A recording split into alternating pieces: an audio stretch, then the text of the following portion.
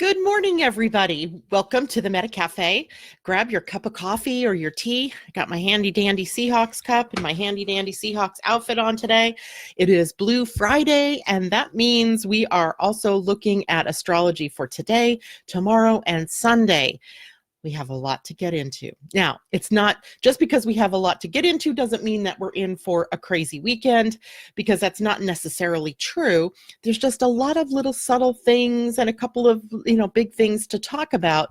But overall, I feel like this might be a really good weekend, as we don't, every time I say that, then something major happens. But there are a lot of minor things happening, a couple of blips on the screen, and then for the most part, the weekend, depending on your idea of what a weekend should hold for you, it might just be one of being able to get things done and also being able to be together with people that you love. So let's dive in and see what we've got. First, let's say good morning, Elisa, and good morning to Rebecca, or good afternoon to Rebecca. I always forget you're in Europe. Good morning, Laura Paskammer. It's great to see you as well. And anybody else who's just joining us, Amy Moore, and I'm sure there will be others as the time goes on here. And interesting day. Good God, so far in this morning, so much has happened. So much subtle things have happened. And to me, that usually happens when the moon changes signs. And it was really early this morning. The moon moved out of Sagittarius into Capricorn. So we start our day in the more serious, work-oriented, goal-oriented sign of Capricorn.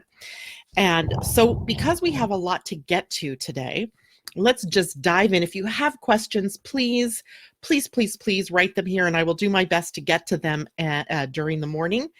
If I don't, I may have to answer questions later on this weekend. So Amy says, good morning. I woke up on time. Yay. Good morning, Jan Landry. Great to see you. So let's look at what the moon in Capricorn is all about. First, it will be in a trine to the planet Uranus today. Smooth flow between awakening and surprises and that aha energy with the moon, being able to put it to good use, put it to work, right? So ahas today or awakening today may be able to provide you solutions to problems or issues that you've been grappling with. The moon will also be in a sextile to the sun. They work well together in a sextile, right? The sun over in the sign of Scorpio, while the moon is in the sign of Capricorn, usually means that whatever it is that we've been working on deep within us, at least as it is the sun and other planets, Mercury retrograde now in Scorpio, bringing up these deeper things, these issues, the vestiges of things, of grievances, emotional hurts, wounds, ancestral information coming up for us to be cleared. And the sun and the moon work well together in this instance to be able to help you claim your authority and to be looking at living your life in authenticity. So to me, that's a really great combination of planets for the day, even though Uranus sometimes brings all of that unexpected. You don't know what's going to happen, so be prepared for anything, right? Be prepared for everything, right? That's all you can do in this case. But I did think it was really interesting to note where the moon sits today in your human design, because there's something that's sort of upside down that I think happens when the moon moves through the early parts of Capricorn.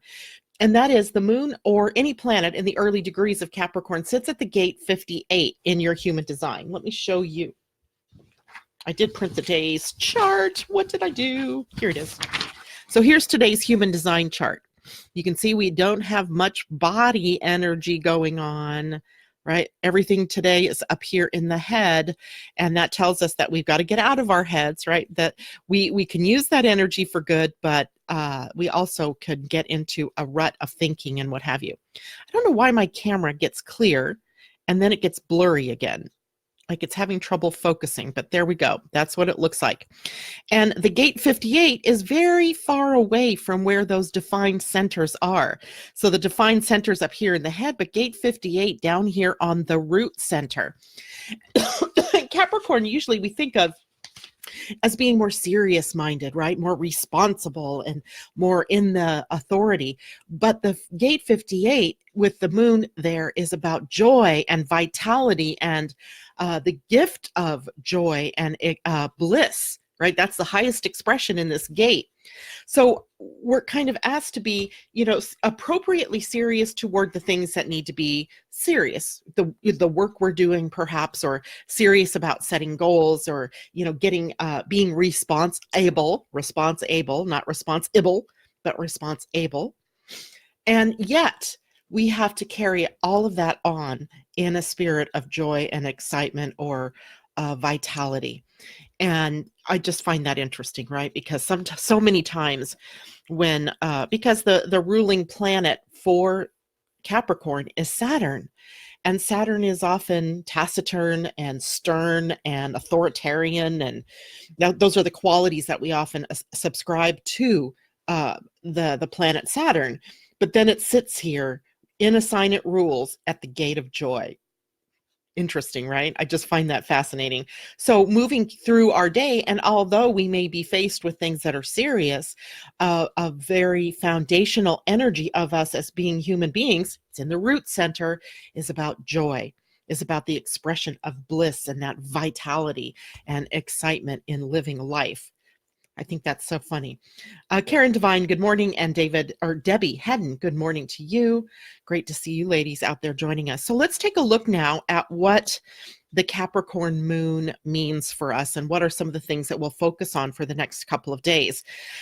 For one, the Capricorn moon in the sign that Saturn rules talks about substance, the physical world, the physical realm. Things like goals or your life goals, being resourceful. And that means maybe being conservative in some respects, being a good steward of your resources, both your personal resources and the natural resources. Embracing the idea of endurance and perseverance, holding true to something, right? Being loyal to something. And also timing. In every astrological thing that you look at about this, the planet Saturn, which is the ruler of Capricorn, you see an element of timing, right timing, divine right timing, having to wait through time in order to get something. Timing is huge when it comes to the planet Saturn and the sign of Capricorn, but the moon is also a timekeeper. It is the fastest moving body in our sky, so we are always seeing a different face or a different phase of the moon, and that is also about the key instances where timing comes into play, the timing of life cycles, the natural progression of time. So timing is of utmost importance here for the next couple of days too. So you may find yourself in a position of wanting something now or needing something to happen now. But the reminder here is that everything happens in divine right timing, and that we need to be careful that we don't get into a position or an energy of force where we're trying to push something to happen or make something happen. So pay attention for that one. The Capricorn moon also rules status and authority, and in that, success and recognition. But also, because of the moon's involvement here, it is connection to the public, the greater public. So, for example, if you are a politician, or if you are someone who is a speaker or a teacher and you're always working with the public, now is a time for you to seek that deeper connection to the public or to your audience. You could say audience just as well, for purposes of success and recognition, being able to be seen as an authority in whatever your relative subject is. And in your own life, even if you're not connecting with the public in a big way, like, for example, a teacher or somebody that's on the world stage or a politician, even in your own life, you are working with people somewhere, whether it's your family members, maybe your children, maybe you work on the weekends, or you work and you have, either contact through customer service type things, or maybe just with other employees. But it's always a reminder here to be in connection with people, to make that connection. not to stand apart, but to be all in with that. And as such, of course, Capricorn moon brings up responsibility and our commitment to something, our commitment to a relationship, our commitment to a program we're doing, a commitment to each other, our commitment to the earth, right? Whatever it is, being committed and having a certain sense of maturity, let's say, in the way that you go about that connection with people. So commitment and responsibility linked together. Without commitment, you are half-heartedly engaged in something. And in human design in particular, we see that that creates a lot of trouble in your relationship to the people that are also involved in something with you. Anyway, so commitment, maturity, responsibility, responsibility. So being able to be in response to something and not in reaction to something. We have a little bit of a quibble thing going on here in our neighborhood. And it's interesting to watch how the parties involved, I'm kind of on the outside looking in, but the parties involved keep wanting to make this bigger. And one will do something sort of passive aggressively that triggers the other, and the other goes to, someone else. And right, it's craziness. But we have to be responsible for our own parts in all of these dramas that are playing out. And even if I'm on the outside looking in, I don't have to feed my energy into that squabble that's going on. It doesn't involve me.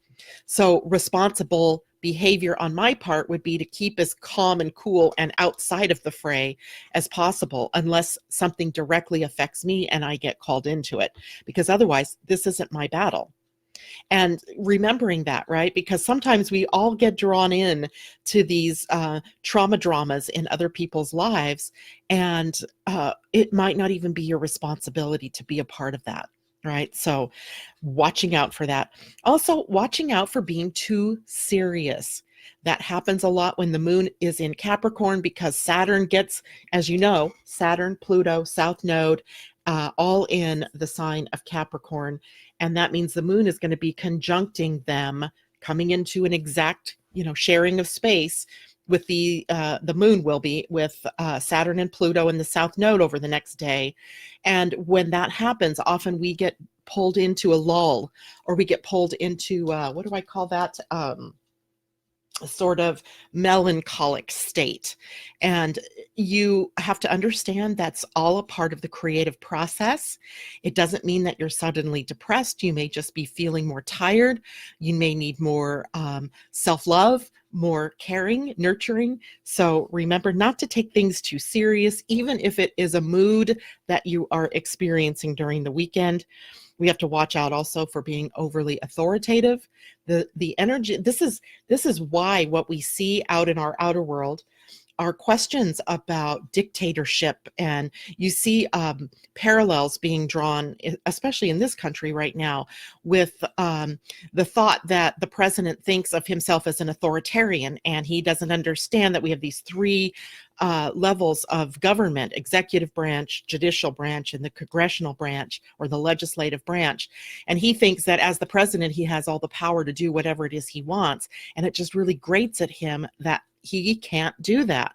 Well, our forefathers, brilliant as they were, set that up so that we would never fall into that authoritarian trap. And Capricorn energy is very authoritative energy. And so this is why that particular subject gets drawn in, why we would even think that our democracy is under assault, because of course these authoritarian energies are very present on the planet right now.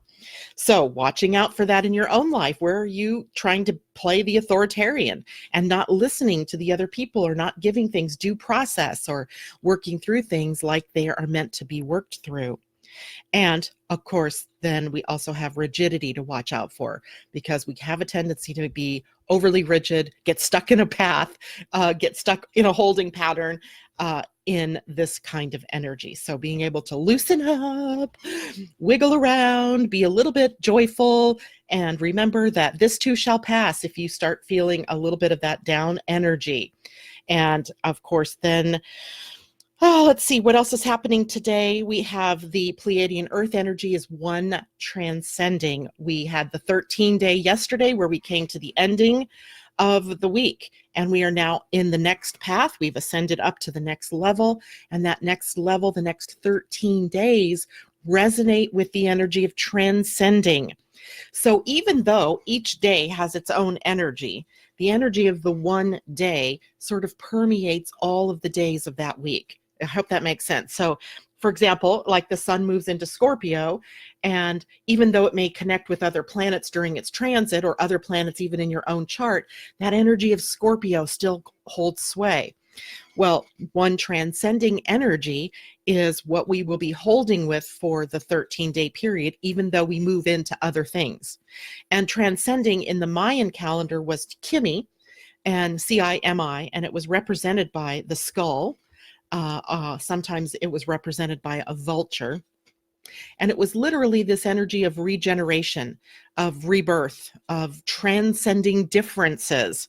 So the earth energy of transcending is about overcoming differences, being able to see all sides of things and transcend to the next level, right? Being able to move up and to be able to see things from a different perspective, letting go of what no longer serves you, right? Not holding on so tightly, to be able to just release.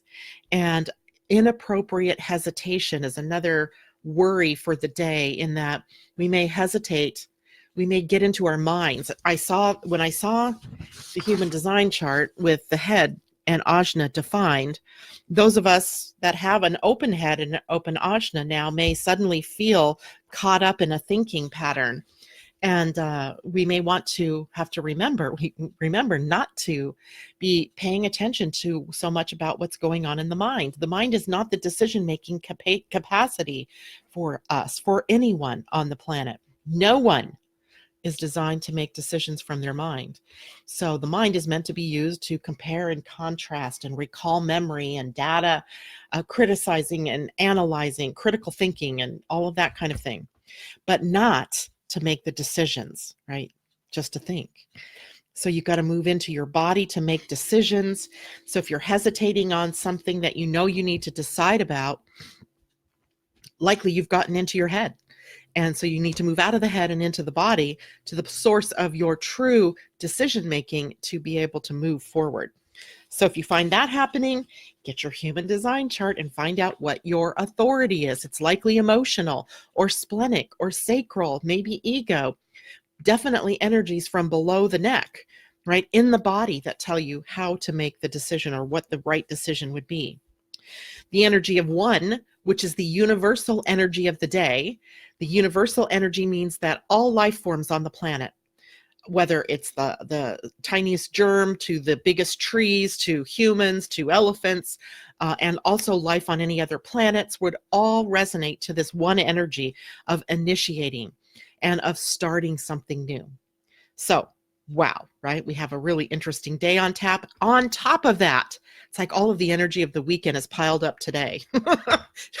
So we also have Venus moving out of Scorpio and into Sagittarius, thus changing the feel of our values, of our money, and our relationships. And I kind of like Venus in Sagittarius. She's more the philosopher here. She's very self-educated here, and she looks for deeper meaning and deeper knowledge while she's moving through this sign. So, for example, if you're thinking about investing in something or purchasing something, this is a time for you then, before you spend those dollars, to really look deep into that product or that purchase that you want to make, making sure that you know all the sides of it. Venus in Sagittarius is also kind of a warning for us in our relationships, to make sure we're not overly blunt, that we're not overly outwardly saying things that it might feel good to you to say, but might be the source of pain or wounding for other people. Sagittarians, they're blunt. They say it like it is. There's nothing wrong with that. But sometimes that means that there's a very small filter between you and those words, and they can come out and feel to the other person like a wound. So take care with what it is that you say to one another this weekend. And from now until November 25th, while Venus is in Sagittarius. And there's this feel too with Sagittarian energy of the philosopher, right? The philosopher. So being able to rise up and find the more spiritual precepts and concepts, and maybe doing some truth seeking, the capital T truth seeking in everything in your life, asking more and more of yourself. One caution, I guess you could say, Venus, as it rules money, is in a position of in a sign that is magnifying things, that is optimistic, and that sees the big picture. And at some point, Venus here will put herself in a conjunction to Jupiter, and that might mean overspending, overdoing, and overcompensating. And so anything that you could put the word over in front of, especially in your relationships or in your money, or even in what it is that you value, can be a source of problems. So you want to watch that as the month goes on, that you're not, that everything within boundaries kind of relate to that conservative or good stewardship energy, the resourcefulness energy, because in the heat of the moment, Venus and Sagittarius can have us totally forgetting that we have a budget. So watch out for that. Otherwise, Venus in Sagittarius is very vocal, sociable, outgoing, loves the idea of getting together with people, is adventurous and exploring. So there's some really fun energies here as well, with just a couple of things to watch out for. Awesome. All right, so that's all Friday. Let's look at Saturday. First, let me see if anybody has questions. Good morning, Colleen and Marissa and Jennifer Chupp and Karen. Oh, I said hello to you, Karen. Catherine Worcester, good morning. Marissa says good morning to everybody. Mary, good morning to you. Monica Hill, good morning. And Laura says, may I have a WOTO reading if you have time this morning? I'm going to put your name down, Laura. Laura, WOTO. I may just have some time, but I might not be able to do as many as I usually do on a Friday because I have way more stuff to talk about. So on Saturday, moon in Capricorn still, but here is the day of the weekend where things are going to get a little bit iffy. If they're going to get iffy, tomorrow's going to be that day. And that's because the moon will conjunct Saturn, it will sextile Neptune, it will square Mars, it will conjunct Pluto, and sextile Mercury in retrograde. So I'm not worried too much about the sextile to Neptune and to Mercury, because that usually is a smooth flow of the energy of intuition and being able to communicate and use the mind well. So that part doesn't make me, get a little concerned. But what does concern me is when the moon conjuncts both Saturn and Pluto in the same day. At the same time, it's squaring Mars. This is a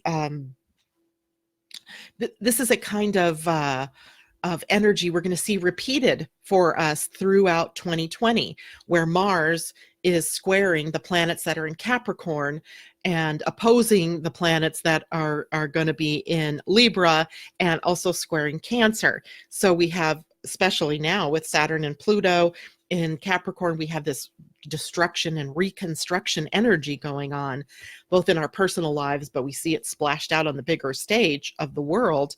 And there may be some squabbles tomorrow involved. It could even be today, as these, the moon already in Capricorn may be the trigger to things. I'm not sure if there's any interviews and things like that going on today in the impeachment process, but it could be kind of one of those contentious sort of days, and especially tomorrow. So we're going to want to make sure we are being responsible tomorrow, holding in your emotional reactions, or at least before you blurp out anything to someone in your world, ask yourself, is this real? And how, breathe. Just that momentary breath gives you the opportunity to respond versus react, right? That's an important thing tomorrow. I also want to remind you where Saturn and Pluto are in your human design. Saturn right now is sitting at the gate 54, which is a gate that sits on the root center. Let me show you the human design chart. if we look, gate 54 is down here in the root center, right here, right? And now we have this hanging energy. And it's an energy, it's a really powerful energy because it comprises two different circuits in your human design. And the main circuit that I think is the most important is the mystical circuit, in that we talk about that hero's journey or the quest that we are all on. Every one of your lives can sort of be represented by that hero's journey, right? You're born and you have things to get through as a child, and then you mature and you're off to get success and make your way in the world. So all of that energy that you live through your life could be considered your hero's journey or your hero's quest. And it might be the quest for success, a quest to build a business, a family, to have a great relationship with a partner, whatever it is, right? You are on a quest. Well, the gate 54 is also the mystical quest, the reason behind it, which is the quest for enlightenment, for ascension, you could say, or for moving up, for transcending, to use the Pleiadian word from today, right? So we have that transcending energy, that ascending energy, that moving up energy, evolving, evolution, another word that we could use, that gate 54 embodies. So with Saturn sitting at that gate, what we are literally seeing is, what is it that has to fall away from ourselves as individuals and also from the collective in order for us to move to the next level of enlightenment? And of course, we've seen what that's created in the outer world, some crazy divisions, some polarizing energy, crazy stuff happening, things people say that we would never expect them to say, as all of this is being brought up and out for healing and for releasing, right? So the gate 54 then with Saturn there is our invitation to become enlightened. Now, Pluto, on the other hand, is at gate 61, and I find this one to be probably more difficult, and it is up here on the head center. Gate 61 is that middle gate right up here, and it is connected right now to gate 24, rationalization. So rationalizing, right? Trying to get everything down to its common denominator, trying to make sense of everything. And you can't make sense of what's happening with Pluto at gate 61 because it's in the field of psychosis. The shadow energy at that gate is that field of psychosis where everything is just so crazy. And there's no logic in psychosis. There's no way to heal psychosis with the exception of moving up into the energy of wonder and awe and sort of leaning into the more mystical and the magical, leaving some space for miracles to happen.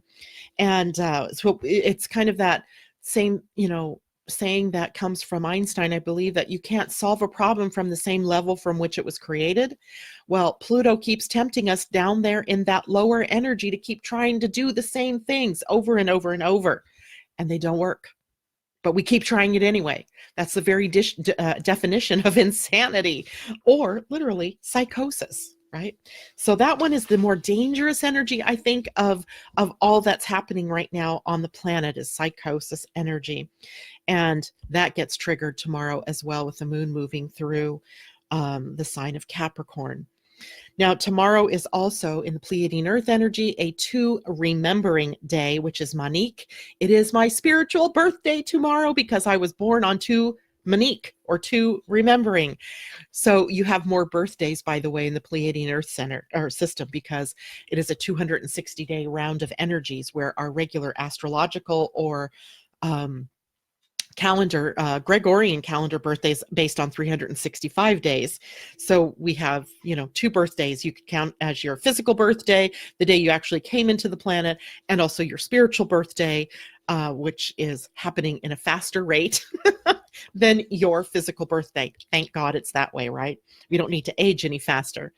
But the energy of 2 remembering, 2, the universal energy, is about polarity and seeing 2 sides of everything, right? Duality.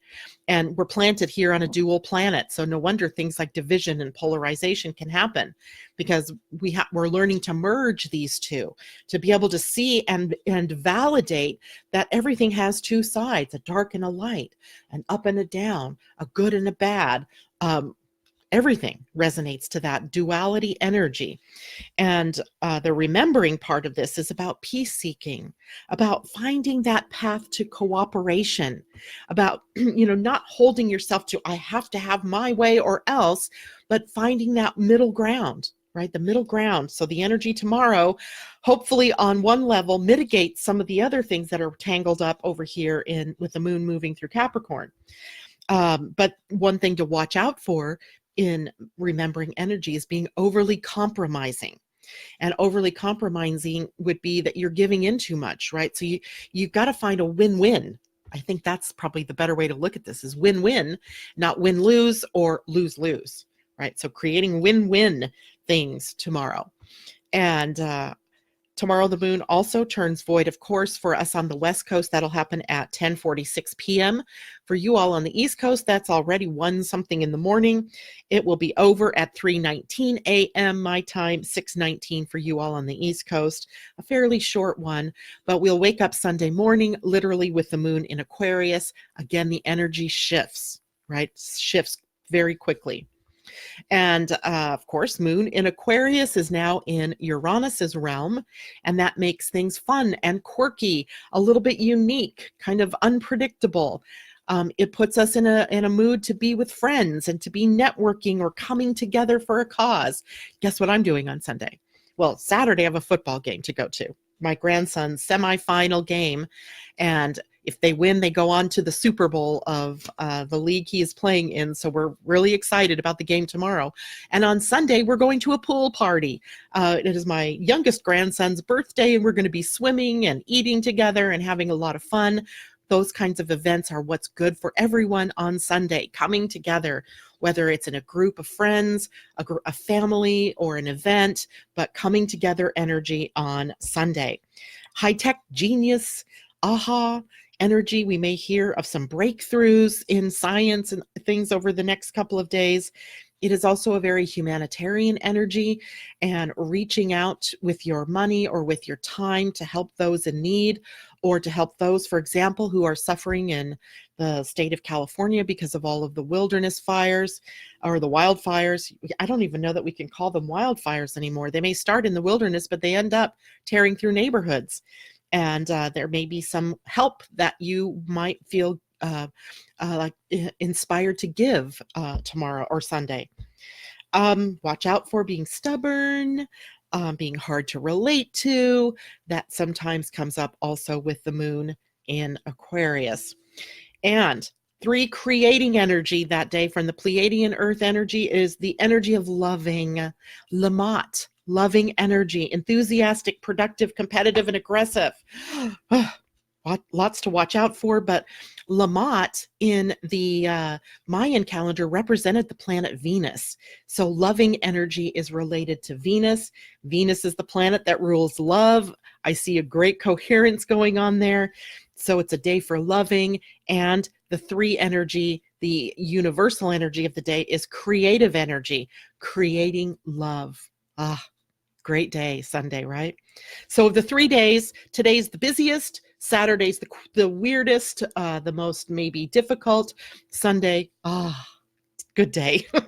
So there we have basically the quick down and dirty of the weekend. But now I want to switch to something else. First, let's take a look at people's comments here. Good morning, Latricia. Dusa, I'm afraid I'm missing out on the moment of knowing with my splenic authority. Any suggestions on how to hone it? With a defined ajna and head, I'm all in my mind most of the time. Dusa, thank you for bringing that up. We will talk about that here in just a second.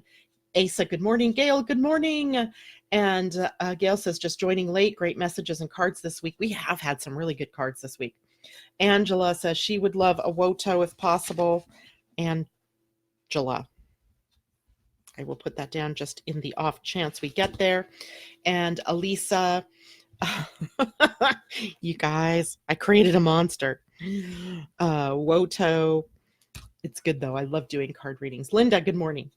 And Okay, Marissa, how do you rein in spending of a spouse? Through communication? Ooh, great questions. Okay, let's deal with these questions before I go to the next thing I wanted to share. So, I have a great idea. Never mind. Hold on. So Dusa, I'm afraid I'm missing out on the moment of knowing with my splenic authority. So let's talk about that, because some people are new. They may not understand what Dusa is speaking of. In your human design, here's the chart, your human design chart. We have these energy centers, right? We've got the head, the ajna, the throat, the identity center, or sometimes called the G center, the ego, will, or heart center. It's called by different names. The emotional solar plexus, the sacral, the root center, and over here is the spleen.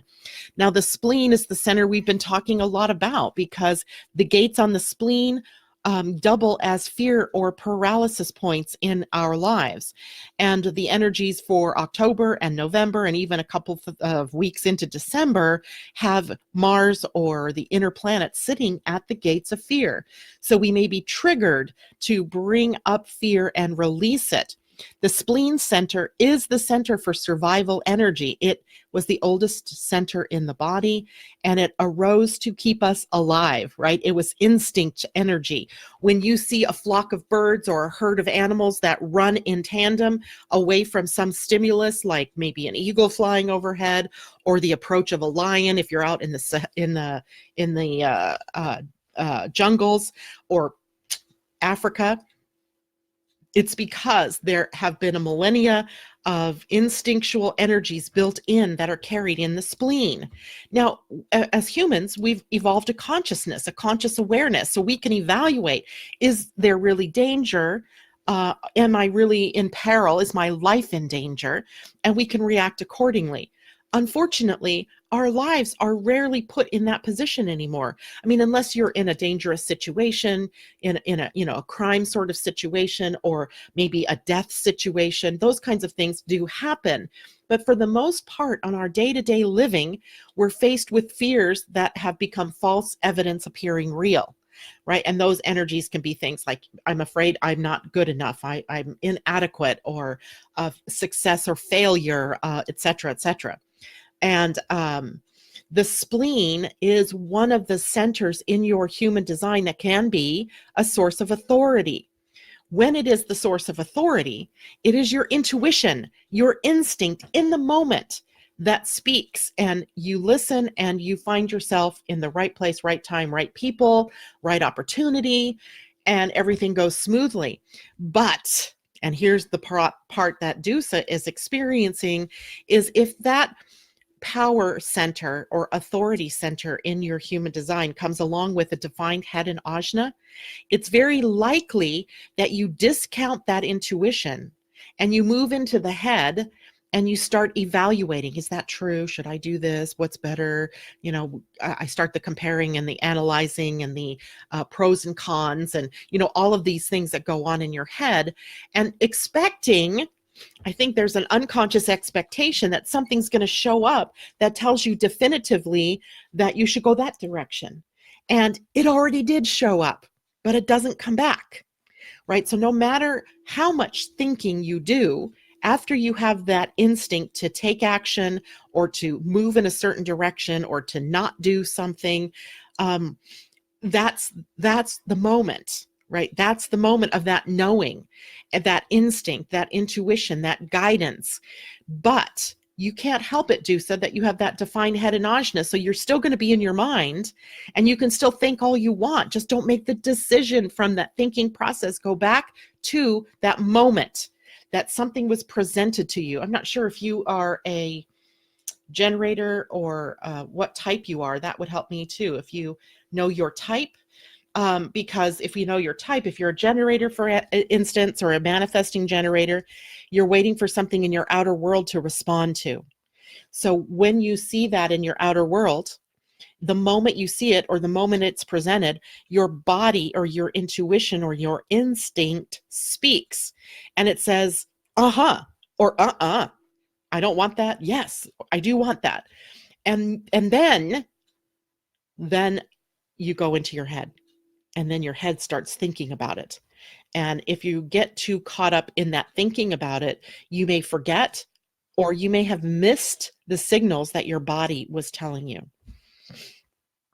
If you're a projector, that same kind of thing would happen, but it would be via an invitation. Somebody might invite you into something, which is the way that your strategy works. You wait for that invitation.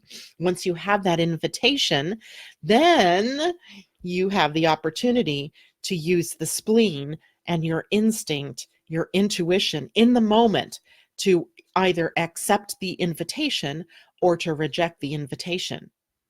But it's in the moment, right? It's in the moment. And that's the part, right? Because we've been trained, we've been conditioned to think about, right? To compare and to contrast and to look at all the data, look at all sides, write the pros and the cons and all of that. And all that will do is to confuse you even more and move you further and further and further away from your authority, which is intuition in the moment. And then, of course, because it doesn't come back, that very powerful instinct does not come back. So if you miss the signal, no matter how much you think, it isn't going to come back and give you that same validity that it gave you in the moment. I hope that is helpful for you. Dusa says she's a projector. Aha. And I see my friend Londa joined. She's also a projector. And I know there's others of you that are projectors. And you all sort of, if you have projector energy, and here's the thing, projectors are here to lead, guide, and manage, counsel. They make great teachers, but they have to be invited into the big things in their lives, right? So that means there's already a waiting game that they play. And it can be very frustrating for them to have to wait for those invitations. And in fact, they may just even forget even the waiting, and they just go out and do. And then they find themselves later busted energy-wise because burned out, even because they've just been using their energies incorrectly. Now, if you add to that the splenic authority, which speaks in the moment, and then you have a defined head and you get into your head, you can see how easy it would be to gain burnout energy. So you have to be very aware of what your authority is and not be overly anxious to say yes just because you've been waiting for a while for an invitation. And then when it shows up, you're like, yes, I want that. But your intuition is going, no, not a good one. Wait for the next one. So you can see it's a conundrum, and it's like a big giant puzzle that you have to solve in order to move through your life. All right. So hopefully that's helpful for some of you. And, those of you who are reflectors, you don't have any worries here because you don't have any authority. The only way that you can see yourself clearly is through talking with other people, through the reflection that other people show you. And if you're a manifester, you can have authority in the spleen, but you're an initiator. So you're already usually out there doing. You just would have to listen to what's going on in your intuition before you take action. Okay, so Marissa, let me go to your question, which was, how do you rein in spending of a spouse? First, I want to say you are not responsible for reining in the spending of your spouse. The only thing that you can do is motivate that person to take a look at their spending themselves. And that's because maybe you're the one who does the budgeting, right? Maybe you're the one who's in the know, and then communication is literally your friend. So you could say to your spouse, I just want to let you know where we are budget-wise in case you were, thinking of going out and spending too much money. We have this amount to pay for bills, and that means we have only this amount left for, discretionary spending. Use your words. But if that person is the one who's in charge of the finances and they're spending without thinking, then maybe you want to have a conversation about maybe it's time for you to take over the finances for a while. So communication is definitely the way, but you are also not able to really change another person's behavior. They have their own lessons to learn.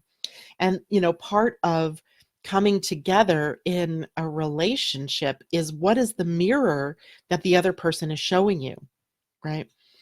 Where do you overspend? Maybe it's not money, maybe it's time, maybe it's your energy, maybe it is money.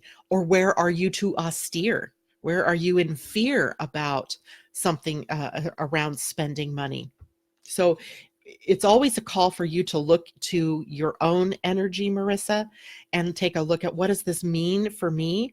And another great question I'm always asking myself when I get triggered, and I've been triggered several times this week, so let me tell you, I've been on a lot of this inner work stuff, is, why is this showing up in my life right now?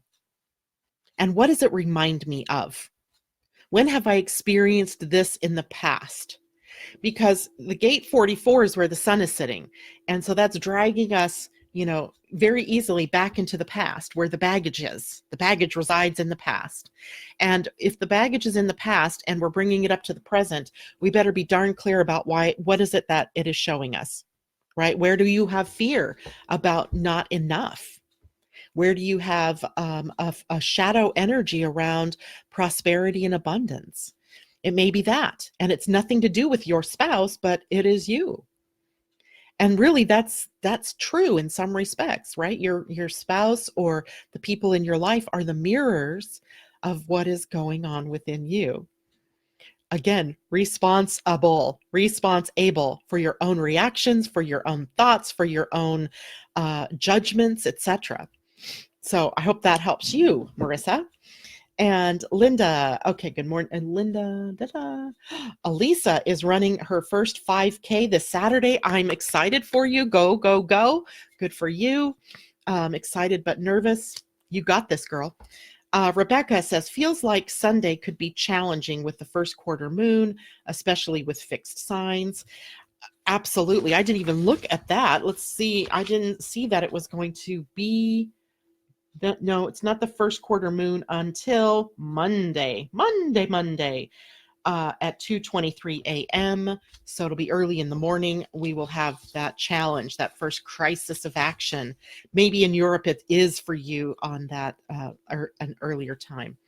But anyway, so challenging day, Sunday, most definitely, but it doesn't have to be challenging in a bad way, right? Remember that overall, the energy at the gate 58 is what we need to keep remembering for ourselves, right? That joy, that pleasure, that fun, that being cheerful, even in the face of what seems like serious business in the outer world. So I don't mean like if someone in your family is in the process of dying, that you just go in and laugh and, be joyful, but, there is joy in that person's life, right? Either find the things to be joyful for, the things to be happy for over the weekend, but there could still be some of that difficult energy. That's on Monday for you. Yeah, exactly. It'll be on Monday for all of us, but for us here on the West Coast, for example, that's 2:23 in the morning. For you, it's probably later in the day, but we will definitely be coming to it on Monday. Okay, so Jan is also a projector. Londa, you used to show up. I had to find you this morning. I had to re-like your page. That's interesting. Facebook to me is really getting annoying, and it's totally out of my power. These things that happen with the Facebook pages and groups. I mean, like now they've decided that they're more group happy than page happy. Well, I do everything on my page and I share to my group. So I'm sorry. I don't know what to tell you. I don't know why it would suddenly unlike my page on your behalf. I have no idea. I have no idea. Anyway, so Gail's a manifester. Thank you for letting us know that, though, Londa. So if any of you are having trouble finding me, it is likely something going on with Facebook. But I broadcast every morning right here on Living Astrology's Facebook page at 8 a.m. You can set a little reminder on your phone or on your Fitbit, to let you know that it's 5 minutes to 8 and Janet will be going live in 5 minutes. And I often post about between 7 and 7:30. I'm posting that I'm going to be out and what the subject is going to be. So There's also that. Londa, what's 44 in the gene keys? Ooh, good question, because that was the part that was going to take me longer this morning. I will get to that. Hold on here. Marissa, aha, thank you. The mirror part rings very true. I have some inner digging to do. Don't we all? We're all in there with you. And the fact that you're in my outer world with that same thing makes me go, where am I still resonating with that? Or, what still is left for me to work on? So we're all in this together is the point. Christine, as a projector, I have no dreams anymore, but it is because I haven't been invited. I understand now. I have black and red on the brain, 6447, and throat, 4323. What does that stand for? So here's something that's really interesting, and I noticed this yesterday with a client, is that 6447 is, let me show you on the chart. So what she's saying, let me see if I can highlight it. Oh, don't do that. 64 to 47. And then, this isn't going to work. Let's see if pink will work. 64 to 47. It does. And then 43 to 23. So essentially, she has the top three centers defined. So 64 to 47 is the line that we often call it's confusion, but it leads to an aha. Then the 4323 is the channel we lovingly call the freak to genius channel. It is often genius expressed into the throat. So for her, she would have the head and the ajna and the throat all defined. Right. So yesterday, interesting, I was doing a reading with a woman. She had that very same configuration, although she was not a projector. And what happens with that particular setup is that a lot of energy comes in, and it's almost like having a full download. And then you have to wait for that to be kind of put into its proper perspective for you. So the gate 47 is a gate where you can have epiphanies and revelation. So suddenly this full-on download that you've received suddenly makes sense. But you're also in a field in the shadow here of stinking thinking. And the gate 47, that whole channel, and we all have this in our chart, by the way. So this isn't just Christine. You may have it set up a different way, but for in this particular conversation, then it runs into a field of old static thinking, and you can get stuck, right? You can get stuck here in the certainty that things work a specific way and an expectation that A plus B equals C, and that becomes this, voice in your head that's always going round and round. So the first thing I would say to you that I said to my customer yesterday was, what are you thinking about? What is in your head? When something new and exciting comes in or it's confusing, what does it run into? Does it run into some kind of pattern? Because the alternative is it's greeted with, wonder and excitement. And what does that mean? And then I take it into breakthrough energy at the gate 43, and it drives down and becomes simplified in the throat, where I'm able to then express my genius to the world, right? How I view things. But the throat energy is defined for you, Christine, but it is also one that needs to be invited out of you. It's very projector-like. It is projected energy. It is that you don't share your brilliance and your ahas and your ideas without that invitation, because other people won't see, hear, recognize, value your contribution in that way. So interesting. Looking at your chart, where does the throat outlet to any other place in the body? Because the frustration may be the throat is only connected to the ajna, is only connected to the head, and it's all stuck up here and never makes it down to the body.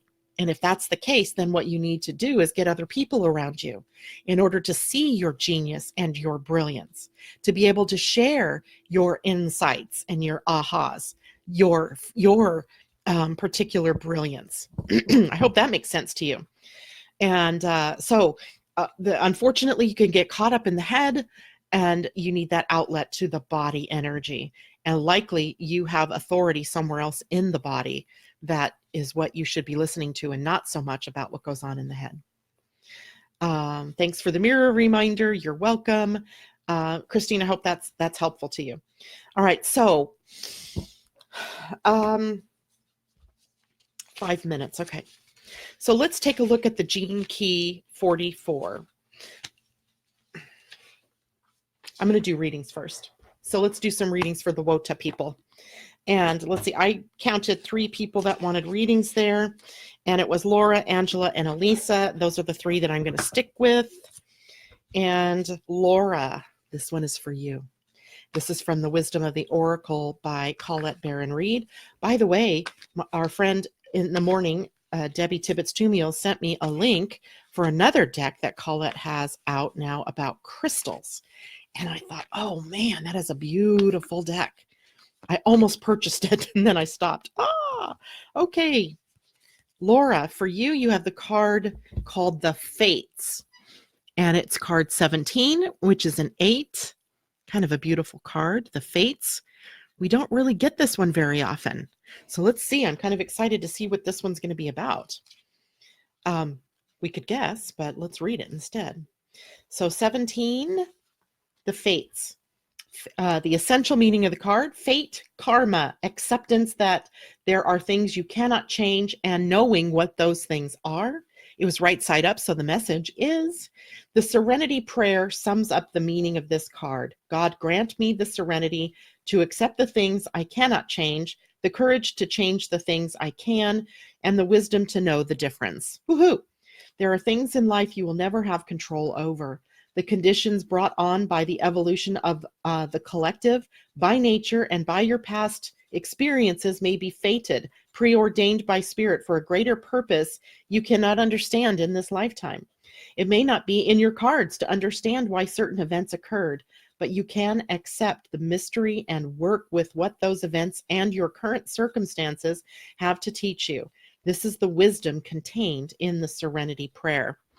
Now, I don't know if this has, if your question or the reason you wanted a card has something to do with relationships or not, but I'm going to read the relationship message here as well.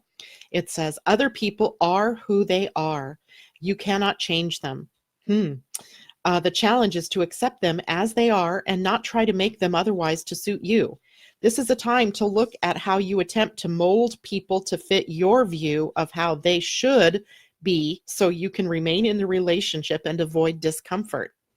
What if who they are and whatever is happening between you and them in this situation is perfect from the perspective of spirit? Now is the time to accept what you cannot change, even if it means that you honor yourself, spirit, and the other person by moving on. Love unconditionally for each of us is on our own journey, and we cannot direct that of another. Be aware that this relationship is indeed fated, and you are meant to evolve into a better version of yourself as a result of it. Wow, great reminder for all of us in that card, for sure. Laura, I hope that means something for you, and you could certainly let us know that. Angela, you were next on my list for the WOTO. Wisdom of the Oracle, and this card will be for you. But also, I think sometimes these cards are for all of us, as we get messages that are meant for us. Whoa! I don't think we've ever had this card pulled.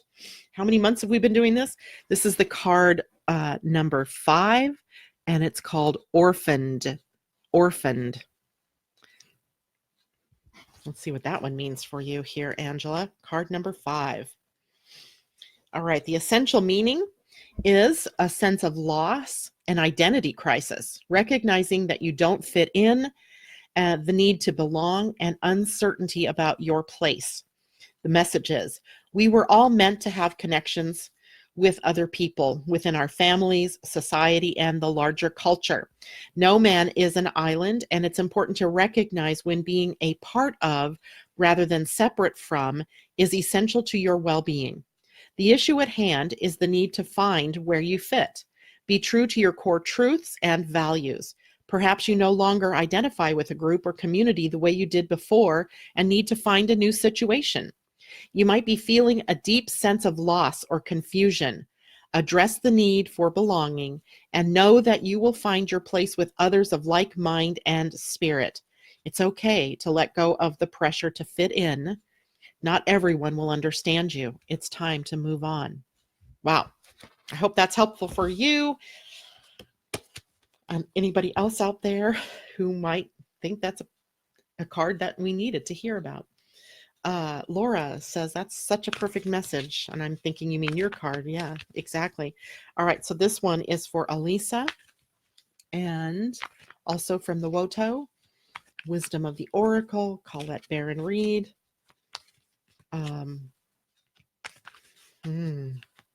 We're mixing it. We're mixing it. And what you I love this card. Time for a nap. And interesting, it's card number 24, which is a 6. So needing to balance perhaps something in your life. Time for a nap. 24. Have you been working too hard out there, my friend? Because it might be that's the case. Time for a nap's essential meaning says rest, rejuvenation, and renewal, temporary non-action, allowing dreams to arise. The Oracle's message says this is a time to step away and rest. Let the cares of your world go. Go into a state of non-action and allow yourself to be free of the shackles of your goals, your lists, your desires. Nothing is as important as rest, detachment, and neutrality. The overly busy mind can block you from inner wisdom if you don't step back, take a seat, and rest. Be willing to let dreams surface and ideas flow through you, absent any force or conscious direction, as you observe without engagement now. Sounds to me like if you were a generator that you are in the plateau stage, right? You're integrating, and resting allows that integration. The more you fight it, the longer it takes. So just relaxing into the energy. Take a nap. I love it. Okay, so it's already 9 o'clock, and I know that I wanted to really get to the Gene Key 44 because it's where the sun is this week. It is a highly important gate because it brings us to karmic relationships, and the energy all around that gate or that Gene Key takes us into interference in the low energy, teamwork in the gift energy, and synarchy, which is a completely new sort of way of being in relationship with one another, particularly in the group or in an association or a club or an institution. And it is an important thing for us to understand, particularly in these days. So likely I will have to, let me take a look at something very quickly here. How much longer are we in gate 44? We are in gate 44 through Tuesday. I need to change the calendar. So through Tuesday the 5th, so on Monday, we will take up the Gene Key 44 in its depth, and I may even write up an article. I don't know if I'm going to have time to do that, but I will try to get that information out to you this weekend. If not, tune in on Monday, Londa, at 8 a.m. Pacific time and 11 a.m. on the East Coast, and we will have our conversation around what's coming up for the next week. We'll take a bigger look perhaps at the energy of November, and we'll take up the Gene Key 44. Sounds good. All right, everybody. Thank you so much for joining me today. I wish everybody a wonderful weekend. Okay, Anne, I can play that game. She says, how about an animal card for the group for the weekend? Aha, you have it. You guys, you know I'm so game to do this, right? If I could do oracle readings all day, I probably would do that too. Okay, so this is an animal card, a spirit animal to guide us on our path this weekend. Thank you, Anne, for bringing that up before I closed for the day. Ooh, we got something good coming. I can feel her. Oh, two cards come. Two cards come up. One is porcupine upside down. Porcupine, which if you look at it, there's just some kind of beauty around an animal that looks like that. And it says time for beginner mind, and it was in protection. But the other one is the transcending energies mascot, the vulture, right? Vulture spirit, which says nothing is wasted. It is card number 63, which is a 9, and it was right side up. So this ought to be fascinating. Porcupine upside down, and porcupine spirit was card number 48, which is a 12, which is a 3. So there's creative energy there, communication energy, self-expression energy. 48, Janet comes in the 40s, not the 30s. There we go. So porcupine so the minor message is time for beginner mind.